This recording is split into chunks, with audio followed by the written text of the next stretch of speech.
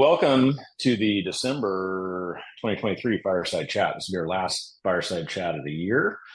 And it's been a fun year. I was going back yesterday looking through some of them. I think we kicked it off in March of this year. So we've done one every month since March. We took January and February off. And I think we'll be taking January off again in 2024. But I think we're starting back up in February. So keep your eyes open for those announcements. But let's go out with a bang here. We got two guys with tons of energy.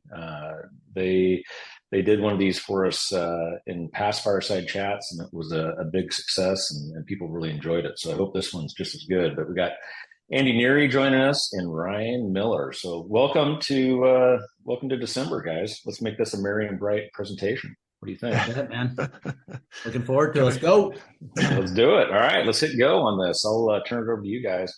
Oh, hey, one more, not quite yet. It's my famous thing is to kick it off and then pull it back. But for those of you that are new, please use the Q&A tab for your questions. Please ask them, though. It helps make this format fun. And if you do have some chat stuff and you just want to make comments, feel free to throw it in there. But if you've got a question, I prefer you use the Q&A. You should see it at the bottom of your screen. Click on that and we'll read them off as we go. So, all right, now it's over to you guys. Take it. Shall we, Ryan? Let's go. Let's fire off some questions. Well, I'll kick it off real quick and say, guys, we're excited. We're going to be covering some sales myths that a lot of people have when it comes to selling insurance. And our goal today is to help you guys. If you suffer from any of these myths or beliefs in any of these myths, we want to help you overcome them. So we're just going to get right after it. We've got a lot of good questions we're going to be answering and a lot of myths we're going to be busting. You ready, Ryan?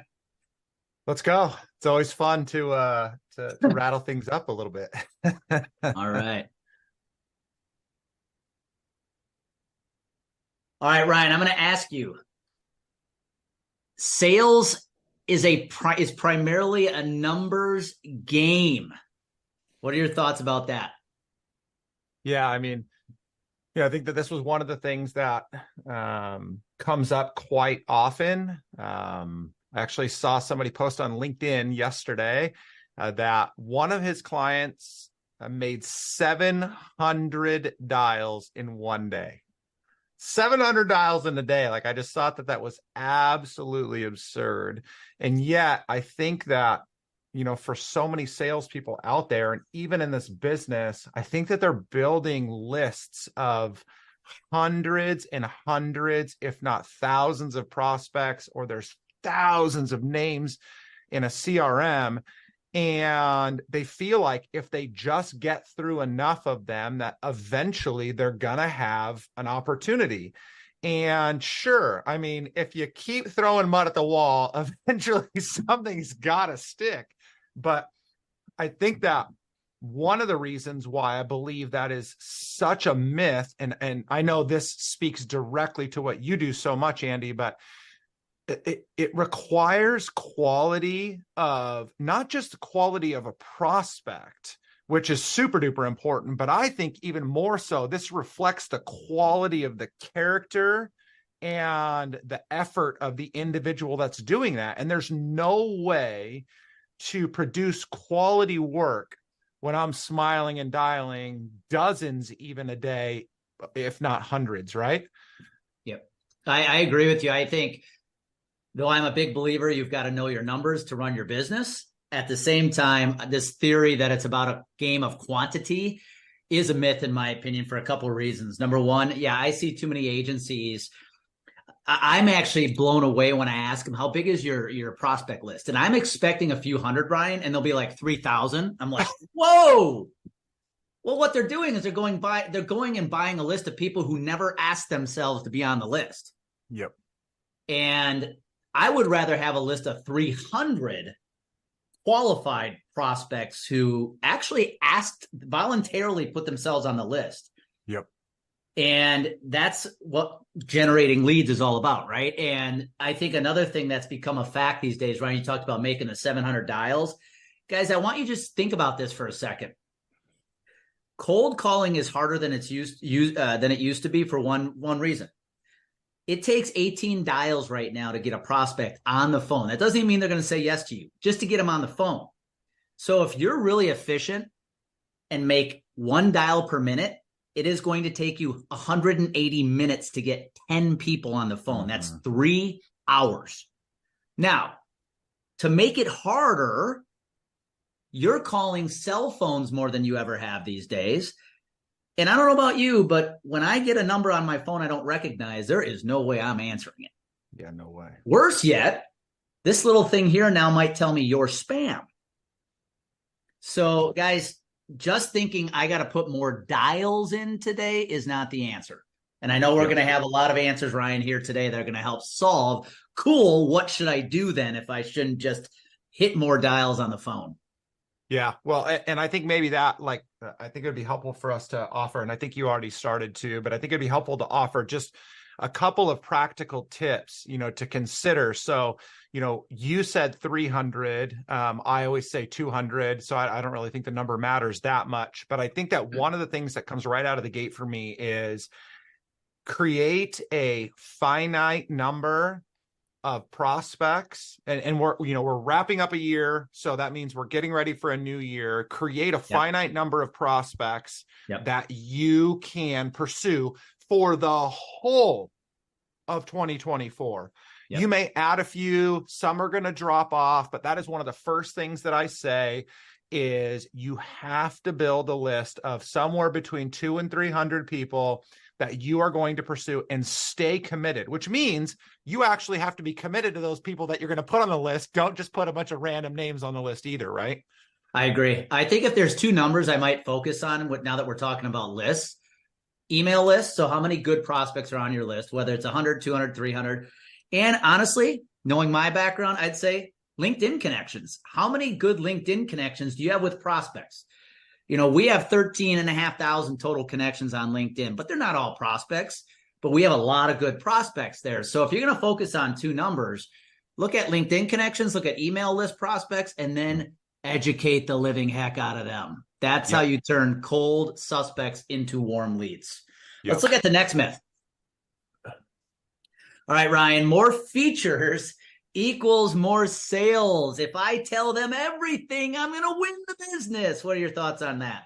Okay, so I'm actually going to cheat on this one, and I want to flip this one back to you because I actually think that so we should have prefaced this ahead of time, just so the audience knows. So Andy and I spent some time thinking about, the top 10 myths that we hear a lot that are believed often in the benefit space. And so we went back and forth on this, but we both submitted 5 different kind of myths. And I think that, Andy, one of the ones that you submitted, which is going to be number 10, I think, on this list, which I would just rather tie together right now, is you said something about people believing that if they share too much information up front, that they're giving it all away, they're going to take it back to the broker. And I think these two things collide. So I would actually rather hear a little bit more about how you are educating brokers to provide value and information.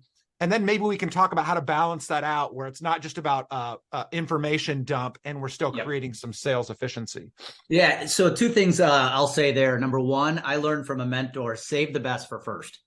So if you're going to educate prospects, you got to share the good stuff these days, guys. They want you to bring value to them before they ever hire you. And that does risk you sharing information they might give to their broker.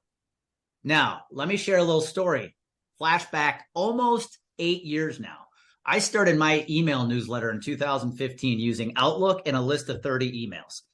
And my goal was I was just going to share tips with this list, knowing that they could literally take the email and give it to their broker saying, can you do this? And so once a month, I started sending this, and that list grew to about 100 people. By the end of the year, I wrote almost $200,000 of business off that email list because I simply gave as much value as I can. So when it comes to sharing, you got to share, and you got to share a lot. That is how you win business today. We trust people we know, we trust people we see, and we trust people we learn from. You got to let them learn from you. What are your thoughts about that, Ryan? Yeah, well, so then I think that segues wonderfully then, into entering into the sales conversation, because again, if you have spent a significant amount of time on the front end of your marketing and business development, sharing all of that value, all of those resources, and educating, then when it comes time to engage with a prospect, I think one of the things that's super important that I try to help salespeople to understand is we need to figure out what their hopes and dreams, as well as challenges and frustrations are. I get it, you guys. Every single one of you knows your industry. You know the challenges that people face. You hear them all the time.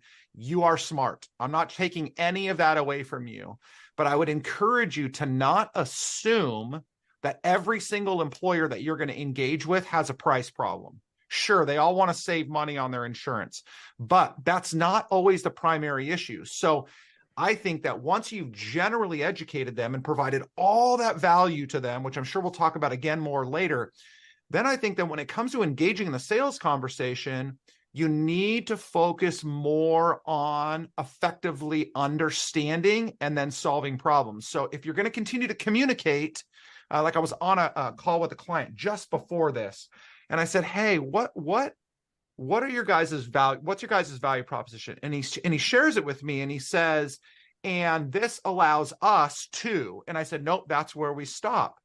I said, a prospect loves to know that you care and you want to help, but they want to hear how you're going to help them, how your value proposition is going to benefit them. So again, I think this is less about, I have this technology, I have this mental health service, I have this creative cost containment strategy, and it's got to be far more about, I will help you solve problem X by, or I will help you achieve dream 2 by. And so you want to make sure that you're communicating to the need, desire, hope, dream, challenge of the prospect, and you're not coming out of the gate saying, I've got 7,000 different ways to save you money. Let's just pick from the one that's best for you. I'll add one more thing to that. 2 phrases I never want to hear out of any sales producer's mouth in 2024, Ryan. Best in class, best in breed. Your prospects want you to answer one question for them. What's in it for me? Yep. Just focus on them, not your features. Well, and to that, and I know this is where we can start riffing and we can go on for days, but I think it's important to say this. You will always be outsold if you are me tooing yourself. There's always somebody that can communicate better, that can show up bigger, that can be faster, that can be smoother, that can save more money. If you try to sell yourself on these generalized value statements, even if they're true, you will end up being outsold by somebody that can communicate that stuff better. Absolutely. Let's look at myth number 3. I feel like you're just like this great host that just keeps teeing up everything. That's my job here. I'll play host. This is a great one. Ryan, it is 2024, man. We are on the cusp of 2024. Cold calling is dead. I just said it's hard, but is it dead? Yeah, I love this one so much. And I don't want to beat the crap out of, all the other opportunities that there are to sell. But it's fascinating to me how the largest companies in the world continue to spend absurd amounts of money marketing to cold people and warming that audience up. And yet we somehow feel like we get to this place where we no longer have to cold call. Now, if you are just randomly smiling and dialing or knocking on doors, you are wasting every bit of time in the world. You've got to be smart about how you do this. But I feel like cold calling is one of the most effective ways to reach untouched audiences. And too many people have abandoned this because it's freaking hard and it's not fun, right? You talked about that earlier, I think if people reframe, and you might actually differ from me, but if people reframe what the purpose of the cold call is. I was just having this conversation this morning with a group. We think that we can take a suspect from a cold call and try to move them to becoming a client as quickly as possible. And we're literally trying to shorten the whole cycle and make a cold call a warm lead. If you just recognize the purpose of the cold call is really just to start the conversation. Mm-hmm. They're still cold, possibly moving to a lukewarm at that point.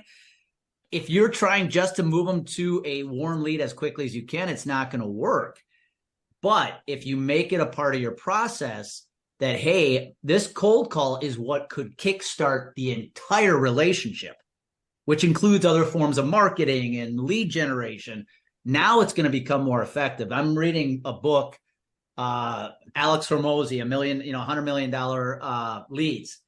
Yep. And he talks about the fact that prospecting requires 4 different types of outreach: cold one-to-one, warm one-to-one, cold one-to-many, warm one-to-many. And so cold one-to-one is still part of the prospecting plan, which is cold calling. And you just have to reframe how you attack cold calling to be more effective with it. Yeah, no, I mean, I completely agree. And by the way, for everybody listening out there, if you have not read both of Alex Hormozi's books, $100 Million Leads and $100 Million Offers, you are making a drastic sales mistake. He oversimplifies the sales process. Like, I'm jealous about what a good job he did in doing that. So that's a Hormozi plug, and none of us get paid for that. So what I really love about what you said too, Andy, is that it has to be a part of the strategy. No one strategy, this is my opinion, this is not everybody's, and that's okay. No one strategy is going to work. Some people believe that I'm going to get good enough at social media and I don't need anything else. Some people believe I'm going to get good enough at email marketing, I don't need anything else. I personally believe, especially in a B2B space like you guys are all in that are listening to this right now, you need to incorporate multiple strategies, multiple outreach efforts. Like we have, many people know the 21-day prospect pursuit. It's our 7-touch 21-day process to outreach, to engage with leads. And that is a combination of multiple mediums to try and reach a prospect. One of the things that I love about cold calling, especially for those of you that can't get your face or voice in front of a prospect, is a cold call and leave voicemails, good ones, but leave them. They get to hear your voice. They should hear your passion. They should hear your desire. They should hear your love for what you're doing. And so use that as an effective communication tool. But again, too many of you, if you're doing it, you're grumbling, you hate it, like smile. They always say, smile when you call. Be happy about it. Get fired up. High five yourself if you don't have anybody else. I just feel like it is such a powerful strategy. You know, Ryan, I just thought of this for the first time. I use a form of cold calling. It's not so much cold, but sending voice messages on LinkedIn to connections. Yep. And one of the things that's really helped me, talk about the smiling. When I send the message to them, I will actually be looking at their profile picture, so it feels like I'm talking to them. So good. And that's been so helpful in making sure the way my voice is being portrayed over the message sounds like I'm actually talking to them. It's been very, very helpful. Yep. So good. Let's go myth number 4. Yeah, let's hear it.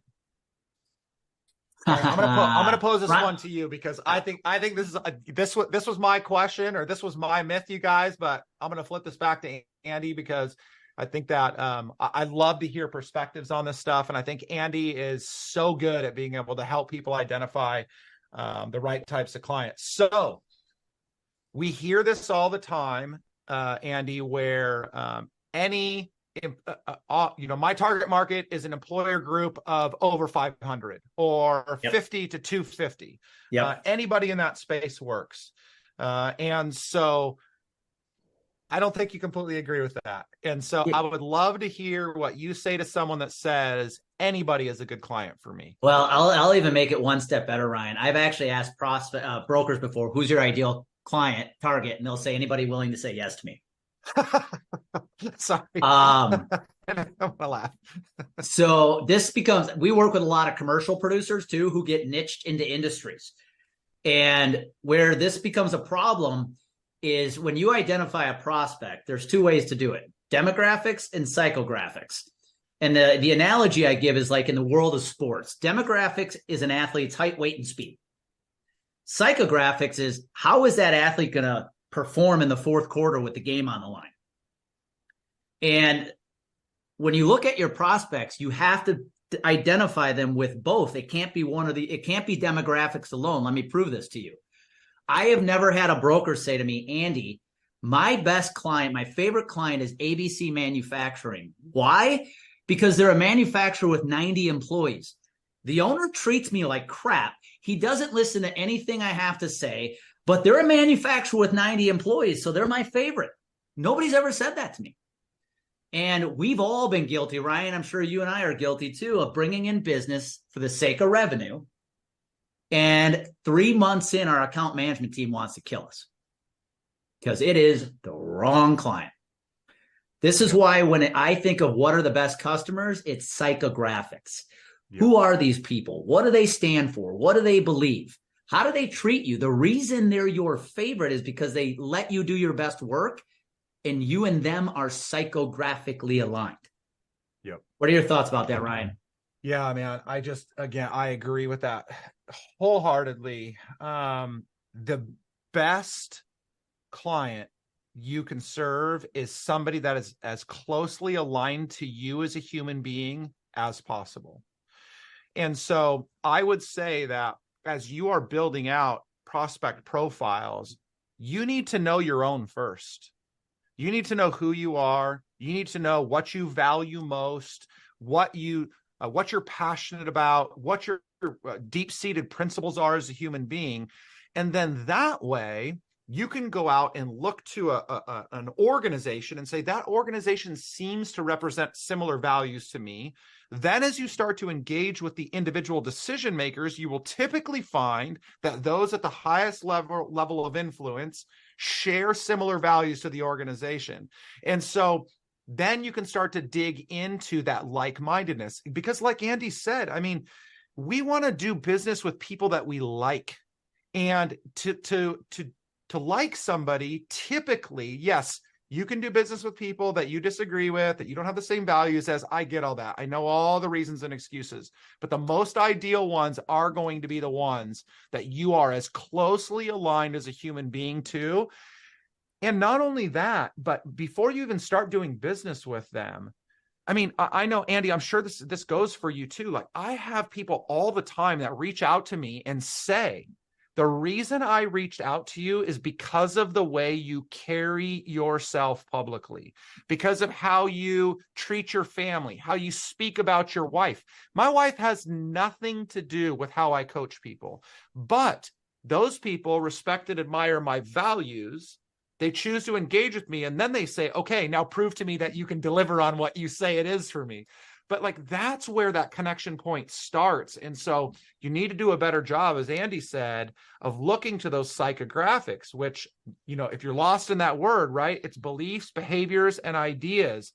And those are the things that you really want to focus in on, because not all customers are good customers. And you all have a story right now, probably, of a customer that you hate or dislike a lot, but you're keeping because you can't afford to let them go. And Ryan, to flip that real quick, to use a topic like LinkedIn content, it's why it's so important for you to share your thoughts, your ideas, your beliefs, and your opinions on a platform like LinkedIn, because it lets prospects get to know you before they ever meet you. And the people who eventually reach out and say, I align with you, they're going to be good customers. As long as they are people you can help, those are people who are naturally going to be great customers because they already align with who you are. Yep. So to that point, since we just clicked into social media for a second, I do want to say that what I have noticed, and we've talked about this, Andy, you and I, quite a bit. What I've noticed a lot is people are trying to look like others that they see are popular on LinkedIn. And so they try to replicate the things that they talk about. They try to replicate the format by which they share. And I understand, to one degree, there's nothing new under the sun. We all share very similar things. But I would say that think about what you care about. Think about what you value and just talk like you're talking to another human being. Don't try and create content for social media. Create a narrative. And so you share and give other people the opportunity to see you for who you are. You don't need to create analogies every time your kid wins an award in school. You don't have to connect that to the award you won in the benefits industry. You don't have to talk about the serious problem with the milk that spilled all over the floor. And that's how healthcare spilled their milk all, like whatever. I don't know, but like, you don't need to force those things. I think it's like we can see through to the truth. And we just want to see genuine, authentic human beings being themselves. And that's why people will choose to do business with you. And let me give a real quick exercise to help people on the call. We do one here called the 5-star prospect profile. And the first question we ask is, who's your favorite client today? So if I were listening in right now, I'd write down who's the name of my favorite client, both the company and the main contact I work with. Who is it? Say it. No, just kidding. and then I'd ask the following question, why? And the only answer you can't give is because I make the most money on it. But list out all the reasons you love working with them. What are some of the demographics? But what are some of the psychographics? Who are these people? What is it about them that you love working with? And if you get really clear on that, now it's a game of go finding more people like them. And by the way, a little tip, guys, on asking for referrals.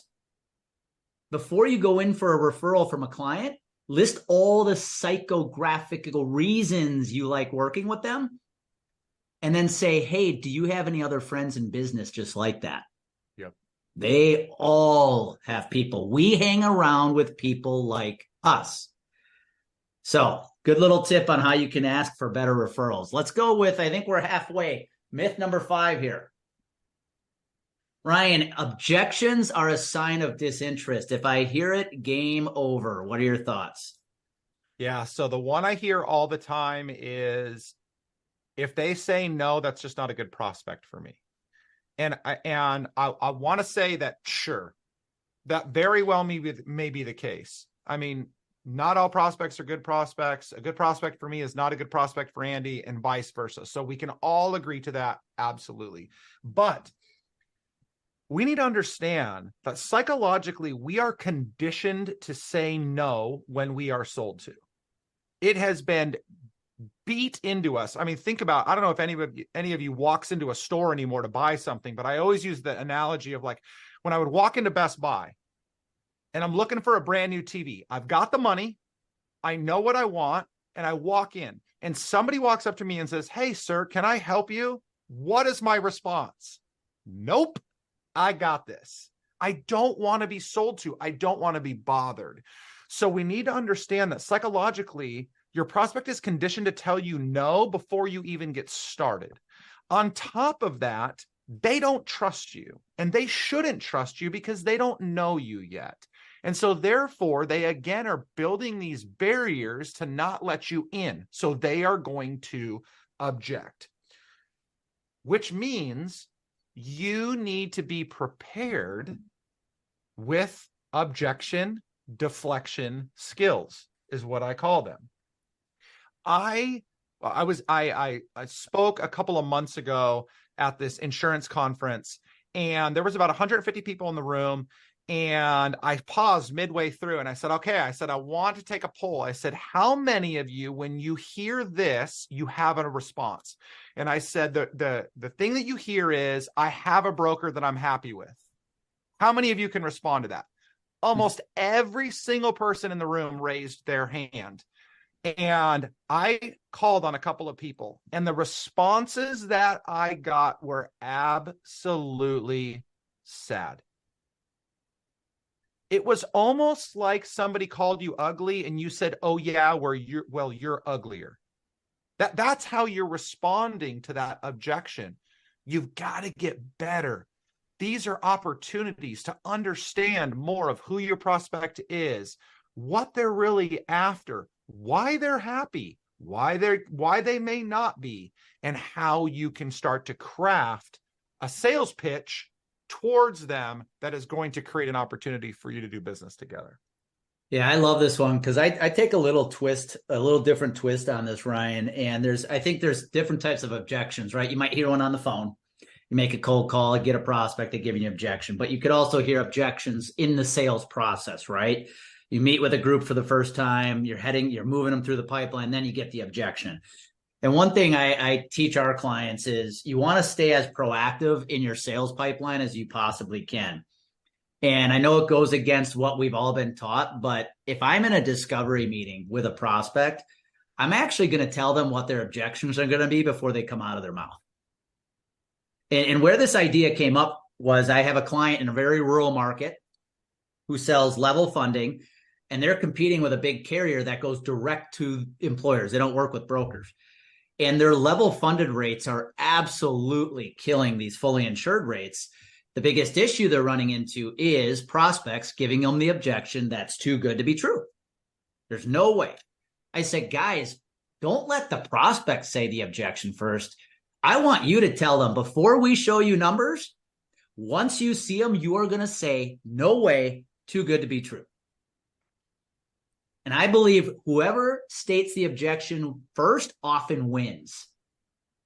And if I'm letting you know, here are the objections you are going to have, the second you have them, the prospect has them, they say, that's right. You told me I was going to have those. And I believe that's easier to help them overcome those objections. Yeah, no, I think that's fantastic, which requires then for all you salespeople to be prepared ahead of time. You can't wing a cold call. You can't wing a prospect meeting. You can't wing it. You have to be prepared ahead of time, which means, again, you have to know what the common objections are going to be. You should know what more specific objections are going to be in your market to that specific type of client. And so come in prepared. And I love what you said there, Andy. I mean, lay them out on the table. I tell my clients all the time, one of the things that you should say to a prospect when you cold call them right away is, look, I understand that anything I say to you is not going to be trusted because you don't know me and you definitely don't like me yet. So why don't you give me an opportunity to share a little bit about myself and get to know you so we can build that relationship before I sell you on all the ways I'm going to change your life. It's like, just lay it out there. Don't be afraid, because you're right. It's going to come up. And I think this is a part of controlling the sales conversation, which most salespeople have no control over. Yep. 100%. All right. 100%. We're turning now let's the corner. Get on the back Number half 6. Here. Number 6. All right. Andy, this one is a good one teed up for you. I know you love the social media game, but I'm sure you have heard time and time again people tell you that the social media game is a waste of time. So please address that for us. It is if you follow 98% of the people in our industry. That's how I'll start. 98% of the people in our industry do it the wrong way. Why? They're just trying to talk to their peers. The first tip, guys, I will give you on using social media, and for the sake of the conversation, let's focus on LinkedIn. All you should care about is talking to your prospects. By the way, that comes with less views, less likes, and less comments. But just trying to build this celebrityship, I'll call it, with peers is not helping you use LinkedIn effectively. Yep. And here's a tip, or here's something I want to give you guys that I was taught a long time ago. I got in the insurance industry at age 22, and at that time I was given 2 pieces of advice. The first one was to dye my hair gray so I looked older. And the second one was to go where your prospects are hanging out. What did that mean? That meant going and buying lunch at the most expensive restaurant and go and buy a membership to a country club I couldn't afford. Well, I'm here to tell you guys, in 2023, about to be 4, this is the modern day country club. Prospects are hanging out on the phone. So you need to make sure you are where they are, and that's social media. And so if you just use social media content, remember this phrase: we trust people we see, we trust people we know, we trust people we learn from. Every one of you on this call probably has someone you follow on social media. You don't even know, you've never met them, but you feel like you know them, therefore you trust them. If they endorse a certain product, you go buy it. Guys, that's what the name of the game is today. If you get prospects to know you, see you, and learn from you, they will build trust with you before they ever meet you. Yep. So if you just come on LinkedIn with the goal of connecting, interacting, and teaching your prospects, it'll be a tremendous tool. I know, Ryan, you have some similar beliefs. Yeah. So two things here. One is anecdotal. The other one is just a statement to make. So I'll go to the second one first. Social media is a two-way street. You have to engage with other people. Go find your freaking prospects and like, for any of you that are using LinkedIn, I say this to salespeople all the time. If you do not pay for your own Sales Navigator subscription, you aren't building lead lists on Sales Navigator, you aren't commenting on prospects' posts that you aren't connected to, you are missing out on one of the most powerful tools that LinkedIn has available to you. For $800, it's one of the best lead building opportunities out there. That's the two-way street. You have to engage.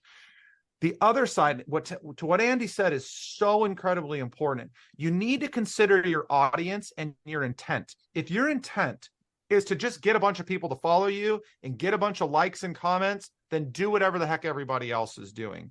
But I'll be super honest with you.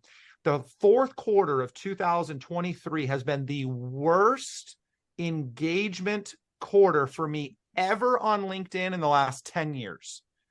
With a tenth of the followers 10 years ago, I was getting more engagement than I'm getting right now. But I am creating more opportunities and have created more opportunities in the fourth quarter on LinkedIn than I ever have. And here is why. I'm still sharing personal content. I'm still just putting my heart out there, but I am providing resource after resource after resource that is valuable to the audience that I'm trying to reach, because I want to give them as much as I possibly can in order to demonstrate to them that if this is what he's given away this way, he's got to have way more behind the scenes that's going to be even more valuable. And so I am fighting. I'm telling you, I've texted Andy a couple of times. You guys all know Spencer Smith. Like, a lot of us talk that in this industry that have gotten good engagement over the years. And I'm like, dude, what's going on here? Like, I'm really discouraged. I'm frustrated because I'm getting 10 likes on a post that I used to get 100 on. What's going on? And everything that I hear back is just keep going. Who cares about the vanity? And it's hard, you guys. I mean, like, I fight it almost every day. I'm so discouraged to see how low my engagement rates are, but my revenue is up. My opportunities are up. So stick to it. Yeah, I'll wrap up this bit here by saying this, Ryan, to what you just said. Likes and comments do not pay your bills. They simply don't. And your job is to go on LinkedIn and talk to your prospects. Now, a mindset shift that does have to occur in this industry, and Ryan, you hit upon it. We need to start viewing prospecting on LinkedIn as equal to picking up the phone and making dials. Right now, it's still not. And if I'm running an agency, if you're on this call today and you own an agency with producers, take Ryan's advice. Go get every one of your producers Sales Navigator. It's $800 a year. It is a prospecting tool, but to sit here and believe that your prospects are not using social media, it's a myth. They are. They're there, and you have to be there too. And it is no longer, it's like artificial intelligence. It's not a nice to have anymore. It's you better use it or you're going to get left behind. Yep. Super good, man. Let's go myth number 7. Yep. Ryan, all right. Man, right now is just not a good time to be selling. You know, it's January. My prospects just got done renewing their business. They're not interested in having a conversation. I'm just going to hold off on selling right now. What are your thoughts about that? This may be one of the most frustrating ones to me. And actually, this ties in a lot to the same excuse that people use when they only sell on renewal cycles. I wait, 45 days out. I run a My Edge report. I see when their renewal is 45 days out, 60 days out. I call them. You're crazy, number one, because you are up against all the noise when you're calling at the quote unquote right time and trying to sell. But I would say that if you have value to offer, and you can truly create opportunities and solve problems. If you're not selling right now, it's not because the timing is wrong. It's because you don't have the right things to say, or you're not saying them at the right time. And so I feel like this myth just gets destroyed. Now, I will preface that by saying the 2 weeks in between Christmas and New Year's, fine. People are on vacation. But then you better be doing all your prep, and you better be ready to come out of that gate hot January 3rd or whatever the day is after the new year. So I think it's really important that you consider it's always the right time if you're doing the right things. I was the one who came up with this myth because I hear it a lot from clients. I literally watch them excuse their way through the year. The first 2 months, it's, well, renewals just got done. We've got to clean up our own renewals. It's just not a good time. Summer rolls around. It's like, I don't know, because my prospects are going to be on vacation. I'm taking some vacation. I'm just going to wait until August, and then Q4 rolls around and we know what happens then. You kidding me, Andy? You want me to sell? I've got 55 accounts to renew. And literally an entire year has gone by and you have not made an effort to sell anything. Yep. To your point, Ryan, there's never a perfect time to sell, which means it's always the perfect time to sell. Yep. And I think one of the reasons people have this belief is if you dig deeper into this, I think there's a lot of people who don't believe what they sell. Mm-hmm. I hear it all the time. Oh my Lord, if I sell this 300 life group, I'm not sure if my team can handle it. Yep. The second that thought gets in your head, you are not selling that account. Nor if you don't believe in what you sell, you're purely trying to make money and you don't have any belief about what you're offering, it is hard to win that way as well. Ryan, I'll share this. I was a mediocre sales rep for a long time. What really made me an excellent sales rep, believe it or not, is when I started Complete Game Consulting. Why? Because it was my product and I was passionate behind it. Mm-hmm. And prospects sense your passion. Guys, get passionate about what you sell. And if you can't get passionate about what you sell, go find something else to sell that you can get passionate about. Because your prospects feed off that energy. Yeah, I mean, and I think along that same line too, you touched on something that I think is incredibly important. I want to give every single person the permission to say, I'm just not that good at what I'm doing. I think that we live in a day and age in which we pretend that it's okay to fail, but we posture like we have never failed in our entire life. And I just want to say, you guys, like however many people are on this call, are going to listen to this call. I don't want you to commiserate. I don't want you to tear yourself down, but I promise you, the majority of you, and I'm going to give my own example in a second, but the majority of you are not that good at selling. You may be good at insurance. You may be good at building plans, but you need to invest into getting better at listening or communicating or building a process or following your process.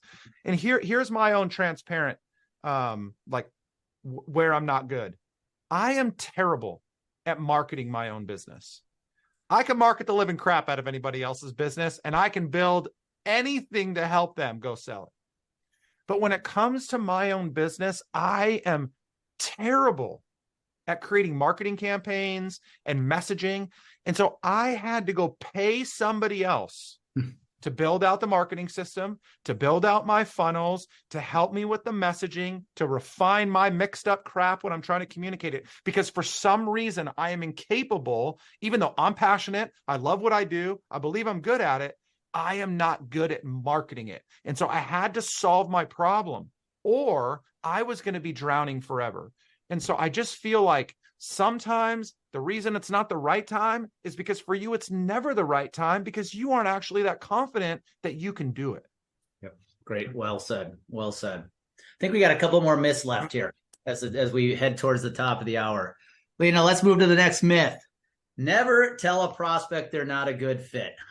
You mind if I take this one? Yeah, please. Kick it off. This was yours and I'm interested to hear it.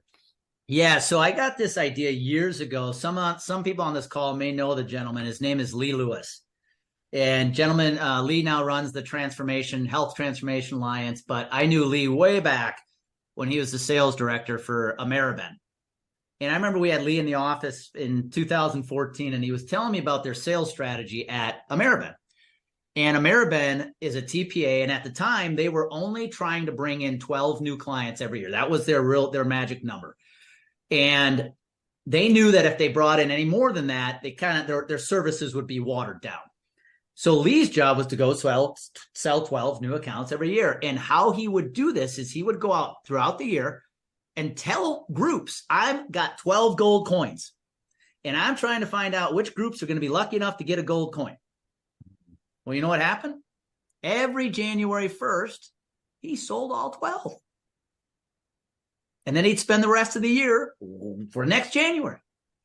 And I took that idea. I'm like, that's really interesting, because if you think about our sales model for most of us, Ryan, in the insurance industry, we don't need that many wins, right? For a lot of you advisors listening in right now, what do you need next year to have a great year? 5 wins, 6 wins, maybe 10? Yeah. I got a challenge for you. How about you go out and tell prospects, I'm looking to bring in 6 new clients this year, and I'm meeting with you to see if you're going to be one of them. You see, we have this fear in our industry. We live in lack, that we don't think there's enough prospects to go around. We don't think we can share anything because somebody's going to steal our stuff. And we fear that if we don't tell the prospect they're the best thing since sliced bread and we can help them with everything, we're not going to win. My challenge for you next year is to sell with a little more exclusivity. Tell your prospects who is a good fit for you. Tell them who is not a good fit for you. The more you sell that way, the more they're going to start self-selecting themselves. So, Ryan, what are your thoughts? That's my challenge. Sell with more exclusivity. Yeah, well, and I think that this goes back to, all customers are not good customers. I think that that's a part of it. I think it's important to communicate to prospects why you're wanting to work with a certain number of people and why you're wanting to work with a certain type of person. I am looking for the type of person that. I am looking for the type of organization that. So in all transparency, I run a sales community, and we have quite a few dozen people in there, and half of them don't participate. What they don't know is, and maybe some of you are on this call right now, and so this is the first notification that you're getting this, you're going to be fired on January 1st. Because you're not showing up and you're not participating all the time and consistently. You're not giving it your all, and therefore you're selling people short. And so this is one way that we shape exclusivity in what we're doing, is saying, like, I need money. Personally, this is the truth. This is the true me. I need to generate more revenue. I have big goals for 23 and then now for 24. I need to sell way more than I am right now. Absolutely. But I am not going to put my name on somebody that's not going to give it everything that they've got. I don't want it. I can't want it more than you do. And I find myself in that place a lot. So I am creating more exclusivity in who we bring in and who is in, because I can't afford for the other people, but as well as for myself, to continue living in that manner. And you can do the same thing. If you, again, go back to that psychographic information, if you shape your prospects around those things, you are going to create far more exclusivity in that game anyway.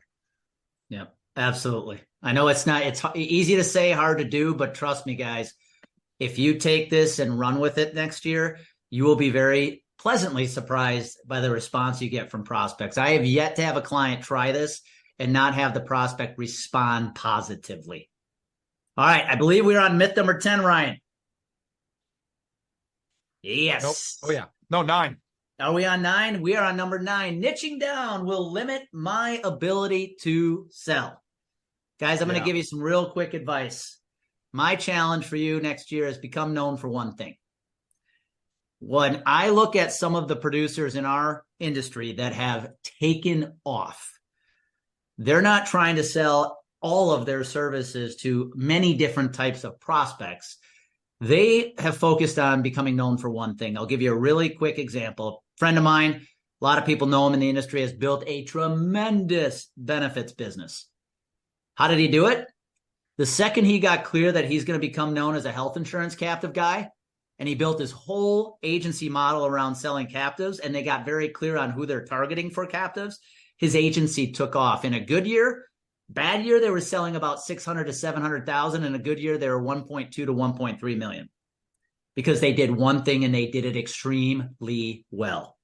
So my advice for you next year is be simple, but be sophisticated. Do few things, do them extremely well.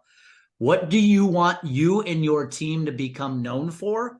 And then build your model around that one thing. Ryan? Okay, so I have a question for you in this regard, because I think that allowing them into our world to see how we're running our business can be helpful. So how do you practice this for yourself, Andy? Yeah, well, number one, we do not service. What we teach is very general principle based, but we only do it for one industry, insurance. So we are sales and marketing, coaching, and consulting, but we only work with the insurance industry. So that's number one. Number two, we have products we've built for service certain market niches. What do I mean by that? We built our one-on-one consulting to be in that. We ask for your agency to be at $1 million book or more. But when I look at what we do as far as a niche, we are specifically focused on helping insurance producers build credibility with prospects. We've been invited to do a lot of other things for the insurance industry. We say no to all of them because if it takes us away from what we do best, what we want to become known for, it waters down our service. I could have chased a lot of revenue in the last couple of years, but it would take us away from what we do best. What do we do better than anybody else? What do we want to become known for? Helping insurance producers build the credibility they need to grow their business. How about you, Ryan? What are you guys niching down to? Yeah, so I mean, it's no secret that, you know, my values are incredibly important to me. And so we traditionally work with faith-based entrepreneurs, faith-based business owners, faith-based sales professionals that are looking to mirror the values that they're living in the world in their business and vice versa. And I want to tell you guys right out of the gate, like, that's a scary thing to say. First of all, in the dynamic that we live in this country and in this world, that's a scary thing to say. But even in just the public domain, it's scary in general because it self-selects a lot. And it's not because of my faith, but because of the mirror of the values. And it's just how I talk. It's how I am. It's how I operate. It's how I feel people are fueled. So that for me becomes incredibly important. And I think one thing that you said is so important, Andy, when you talked about the watered down thing. You know, it's one thing to say that, you know, if I spread myself too thin, it's really hard for me to do a good job for anybody. And that's definitely true. But I think even more importantly, and I know that you agree with this 1,000,000%, when we are aligned with the people that we're most narrowly involved with or believe in, we're going to do far more for them.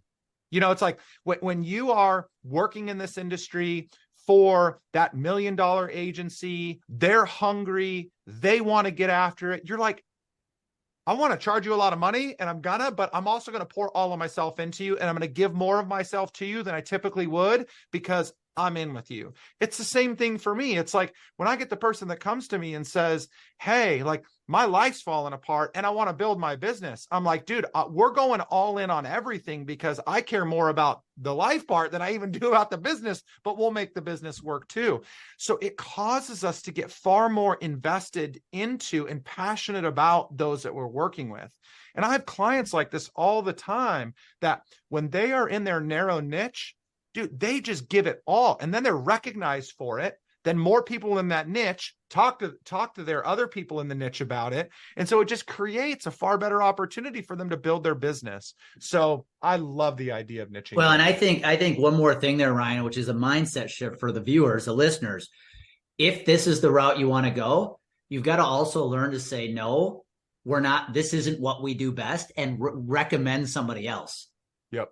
I know that's so hard to hear, but if you go all in on this is what we're known for, you got to be okay saying, yeah, that doesn't fall inside what we do, but hey, here's somebody who can help you. Well, and just so everybody knows, Andy and I do that for each other. Yep. Like there's been opportunities where we both said, hey, you may want to talk to Andy because he's better, or you may want to talk to Ryan, and then we'll send each other a note and say, hey, I talked to this person. I think they're a better fit for what you're doing. And most people say, like, you guys are in competing businesses, and we do a lot of the same things, but we do very different things too, and are passionate about very different things. So just be okay with saying no and focusing in on what you're most passionate about and best at. It will serve you best in the long run. Yep. Well, we got 3 minutes, Ryan, to answer the last myth, to respond to the last myth, which is, we already kind of addressed this. I don't want to share too much information with my prospects because they will give it to their broker. I'll make it really short and sweet. If they're willing to give it to their broker, they're never going to buy from you anyways. And if you do not share the good stuff, remember what I said earlier, save the best for first. The more you educate, the more credibility you are going to build. And I have built my own formula, Ryan. I'm a mathematician. Volume times value equals credibility velocity. The more value you bring multiplied by how often you do it, the faster credibility you will build. What are your thoughts? Yeah. I mean, I'm just going to close with the Hormozy quote that I heard and I can't get out of my head, and I'll sell till the day I die. And it's, people do not buy strategies, tactics, resources, and tools. They buy execution. And so your goal, here's my perspective. If you detect that a prospect is not getting what you believe they should be getting for their broker, I challenge you to trip that broker up by giving that prospect every single thing you can think of to demonstrate to them that you have far more value to offer. And if they can take that back to the broker, like Andy said, let them. There's a good chance that that broker is going to get screwed up and they're not going to be able to deliver on it anyway. But pour out the value, give it all away, and then get paid to execute. That to me is golden. Heath, we're out of breath, man. You guys did it, man. I think that we might have broke a record for Fireside Chats. I could have poured myself a cocktail and sat back and just watched. So thank you guys. Lots of fantastic information in this. As we head into the holidays and the new year, a lot of us in this industry get to take a quick, short breath, but we're right back at it, just like you said, January 3rd or whatever that date is after the new year. I want to thank you guys for being here and doing this. It's always enjoyable to hear your tactics, and I've found myself writing things down as very much. For those of you that may have joined us late or had to jump off early, which you're not listening to what I'm saying right now, but you can watch these things, the recorded version of them, on our website. If you go to the 6degreeshealth.com site, you'll see the webinar page, and jump on there and watch the cost containment webinars. So if anyone has any questions, the contact information for both Andy and Ryan were just up on the screen. You can see mine here as well. We're going to take a break in January, and we'll be back at it in February for 2024 Fireside Chats. Thank you all. Have a very fantastic holiday, and we'll see you in February. Take care. Thank you, Ryan. Thank you, Andy. See you guys. Thank you. Take care.